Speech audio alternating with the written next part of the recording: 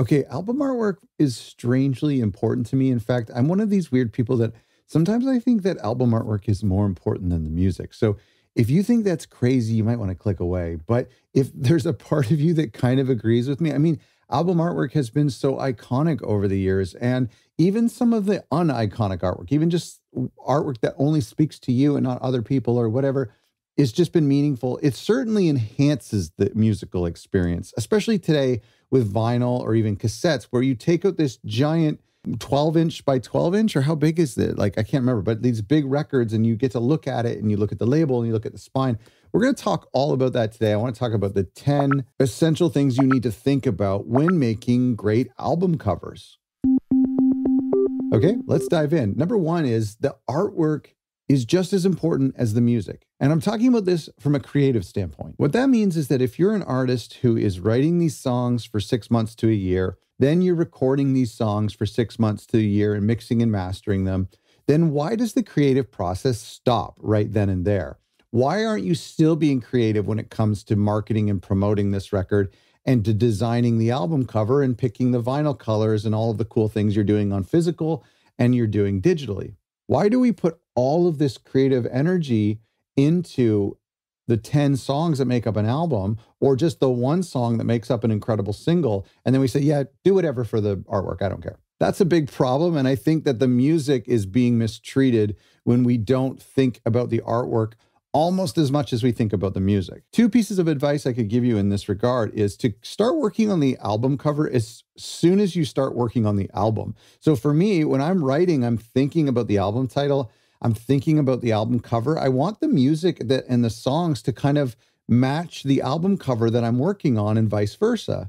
And so if this is feeling kind of like an upbeat and colorful album, then the artwork is as well. And so that's why I start looking at ideas and looking at inspiration, creating a mood board while I'm in the writing and recording phase. One of the reasons for that too is because you're going to change your mind and you're going to want to make iterations. And so if you wait to the very end and you only have a couple weeks to decide before it goes to press or before it's uploaded to Spotify, then you're not going to be able to change your mind. And so I like to have like a year to work on the artwork at the same time I'm working on the music. The other thing you can do is try to have the music and the production inform the artwork, or maybe the other way around, like I mentioned. So don't let the creative process stop with the music.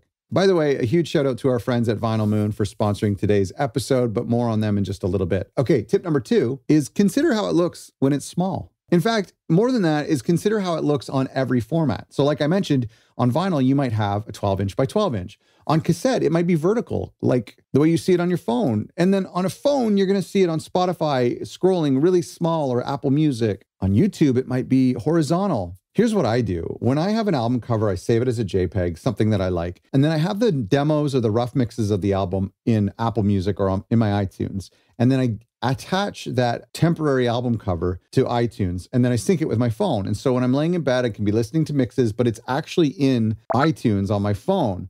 And so I can see the album, the track listing, and the album cover as the end user or the music fan is going to hear it a few months down the line. And that's really helpful because then you can see the album cover in action. And so not only am I seeing something that I used to see big on the screen, I'm now seeing it really tiny on my phone, but I can also just see it integrated with how it's going to be used by the music fan in the end. And I can be like, does that work? Can I even see the font? Does it still have the same cool effect? So you might have something that looks great on vinyl, and that's really cool. And we're going to talk about the option of doing multiple different covers for multiple different formats in a couple of minutes. But anyway, I just want to say, make sure you look at it small, big, regular size. Having said that, it's not like entirely important that you are able to read or decipher everything on the screen when it's small. I don't want you to think that that's stupid. That's not artistic. Number 3, and I've kind of touched on this already, is match the music. I think that's really important. I talked about that when we're in the writing and recording phase, but I find it really weird when like an album is folksy and organic and woodsy, and then it has kind of an electronic music look cover to it. It almost deceives the music fan.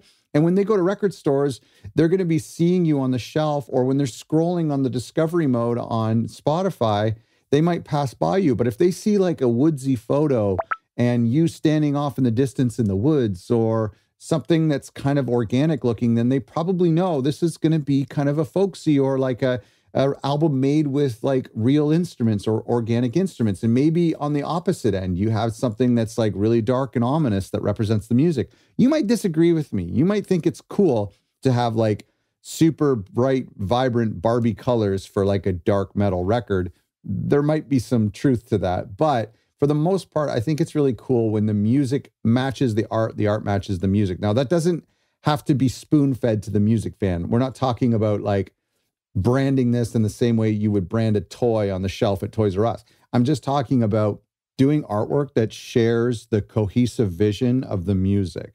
Speaking of which, our sponsor, Vinyl Moon, they do these monthly vinyl releases. It's like basically a mixtape that you get in the mail every month, but on vinyl. And it's more than that. It's actually like a stunning, beautiful package. And it's one of the reasons why I wanted them to sponsor today's video, because they actually do what we're talking about today almost better than everyone else. In fact, they hire a different visual artist for each month to do something super unique and super specific. And they match the theme of the mixtape. It doesn't necessarily match the genre of the album and the curated songs on that month's vinyl, but they do match the overall aesthetic. And they do it incredibly well. You got to go to vinylmoon.co to check out some of their monthly releases. If you're looking for a gift for someone, or if you're just a diehard music fan and a diehard record collector, then you need to sign up to Vinyl Moon for at least a year, because you've got to check out some of these releases. Sometimes they match the season of year. Other times they just do something that's super cool. Everybody loves getting mail, and every music fan loves getting records in the mail. So thanks to them for sponsoring today's video. Make sure you go to vinylmoon.co to check them out. Number 4 is high resolution. You need to make sure this artwork is in high resolution. Now, that's getting a little bit easier to do as the years go on, but back in the day, people would take a photo with their phone, which wasn't really that good back in the day. Today, it's like better than it used to be. So it's getting less and less of an issue. But if you're working with a graphic designer, here's what I would suggest. If you're working with a graphic designer, or if you know how to use Canva or Photoshop yourself, make sure you export multiple sizes. So export a small version that's like 250 pixels by 250 pixels, all the way up to like a massive version that's like 5,000 pixels by 5,000 pixels, because then you have everything in between. Sometimes Spotify will say, we want something that's specifically 2,500 by 2,500 pixels, or 3,000 pixels by 3,000 pixels, or we don't want something that exceeds 2.5 megabytes. It's super weird rules like that. So just have your designer give you everything from super small, and even label it like tiny, small, medium, large, extra large, as a JPEG. Of course, you want the layered files, but that's just for later. But just have as many options as possible, because everybody wants something different. One of the other cool reasons why you need high resolution JPEGs for your album covers is a lot of people listen to music on their smart TVs. You can use the Spotify app or Apple Music and on Apple TV or YouTube, and they can listen to the music on these giant 50 screen super high def 4K TVs. And so if you've uploaded like a medium resolution JPEG to your digital distributor, if on your phone, it's going to look okay, but on a giant 4K screen, it might look a little pixelated. So high res images only. Number 5 is to take it easy on the fonts. Okay. Sometimes, and this is a big graphic design rule, you really don't want to use more than 1 or 2, 3 fonts as a max. And really they should work together. Maybe you have one font that's super cool looking, and then the other fonts are just there for like the catalog ID or the spine or the copyright stuff. But honestly, I find unless you have a bespoke font that you've either had designed for you, or you've gone out and purchased it specifically for this project, then I don't think you should be going to free fonts or any of those DaFont or like the free font websites and picking something that looks really cool and building your design around that. Why? Because it's going to look dated eventually. And chances are, if you thought that font was cool, then a bunch of other people are going to think that's cool. And so you're going to be driving down the road and go, wow, that tanning salon has the same font as my album. Trust me, that's happened. I just think fonts shouldn't be the main attraction on your album cover. So sue me. Number 6 is be careful with using photos. Now, we're not just talking about high resolution photos. Of course, that's important, but some people will take a photo of themselves or use one of their press photos as their album cover. That's not a bad thing, but here are some rules if you're going to use a photo as your album cover. Make sure you have the rights to do so. That's happened before. People have used photos that they just found that they thought was cool. Not even a photo of a person, but like a photo of a mountain top or whatever, and it didn't belong to them, or they don't have the rights to do that. You might get away with it if you're a nobody and nobody ends up paying attention to this record. But what happens if that record takes off and then someone's like, hey, that's my photo? Make sure that it's super interesting. I don't mean beautiful, not National Geographic beautiful, not like interesting you'd see in National Geographic. I mean like interesting, like I need to stare at this for a little bit. Maybe it's the amalgamation of multiple photos, or it's mixed media where there's painting and drawing and sketching and scratching happening on a photo. Just make sure it stops someone in their tracks. That's the biggest thing. Have you ever been flipping through vinyl in a record store and seen some artwork and been like, what is this? And then you either Google it or you look at the back, or maybe you even buy it based on the artwork alone. If you're going to use a photo, make sure that it's interesting, beautiful, or exciting. Most importantly, a photo that no one has seen before. So if you're going to use a press photo, something that you had taken of yourself or your band for this album, don't upload that as your profile picture on all your social media and on your Spotify for Artists, and then use it as your album cover. Take something from that photo shoot that no one's seen before and save it for your album cover. If you have a really cool and interesting photo, then you might want to consider not adding text to the album cover. I've seen this done poorly before. I've also seen it done fairly well before, where it all kind of works together. Some people say, well, if I don't put text, then how are people going to know it's from such and such artist? Well, understand that 90% of people are going to see this digitally. They're going to see it on Apple Music or on YouTube or on Spotify. And 100% of the time, your name and album title is underneath an album cover. Never will you see an album cover on Apple Music or Spotify without the artist details next to it. So digitally, you don't need to worry about putting your album title or your artist name on the cover, because that's going to be next to it or underneath it. Now in a record store, maybe, but that's maybe where you could use a cool marketing sticker to describe the artist and the album and what it sounds like and what some of the best songs are, maybe a QR code so people could listen to it and sample it right there in the store. You don't need to put text on a great photo. Number 7 is the concept of creating a brand with your album cover.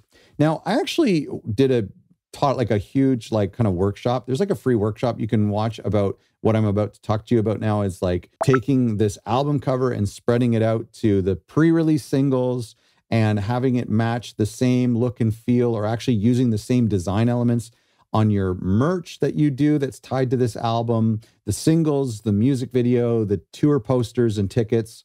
I go really deep on this subject. If you go to otherrecordlabels.com/artwork, that's where I have like all of like my resources on this topic about creating great artwork. So go to otherrecordlabels.com/artwork where you can check out that workshop and download some of my free templates. I often think of the main album cover for the main 10-song, 12-song record as like the parent artwork, or some people might call it the mother artwork. Like it is the main one that everything is like branches off of. But then you're going to have like 2 or 3 pre-release singles for this album, right? And I don't think they should have their own unique artwork that's completely different from the main mother parent album cover. They should kind of match it, right? They should almost like complement it, but like maybe a little bit more subdued or minimal version that literally looks like a branch of the main artwork. Same thing for merch and tour tickets and tour posters. It's really cool when you create this recognizable brand with your album cover across all of the initiatives that you do for this album. It creates a familiarity so that your music fans will see a pre-release single and be like, this is really cool. And then they'll hear about the album, and then they'll see a poster in town, and all of those share the same look and feel, and they'll be able to draw the connection. This constant repetition is going to create some more interest and familiarity between the artists and the fans. Number 8, and I've alluded to this all through this episode, is it interesting?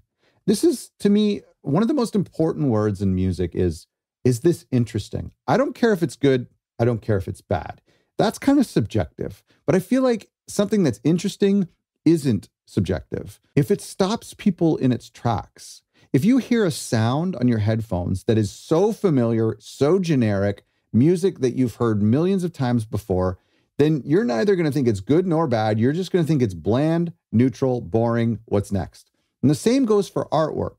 I want somebody to look at the artwork I make and are just kind of taken aback as their brain processes, do I like this? Is it ugly? Is it the coolest thing I've ever seen? Do I want it as a painting in my living room? You need to make some pretty bold choices and do something that's really cool. If you show this to your friends, and by the way, I don't think you should show album cover ideas to your friends and get their opinions, because everybody has an opinion when asked for an opinion. And you're just going to get no clarity whatsoever. And honestly, I'd rather just press it to vinyl and release it on Spotify and be like, this is the cover, make a decision. But do something that's kind of interesting so that people stop and go, oh my goodness, this is really cool. Maybe they hate it, but that's okay. I'd rather people hate it than just be like, yeah, cool, whatever. Number 9 is make it an event. You're obviously watching this video because you care about making great album covers. And so when you're ready to present that album cover to the world, let's make it a special event. Don't just say our new album's coming out. Oh, by the way, that's the cover because we're talking about the music.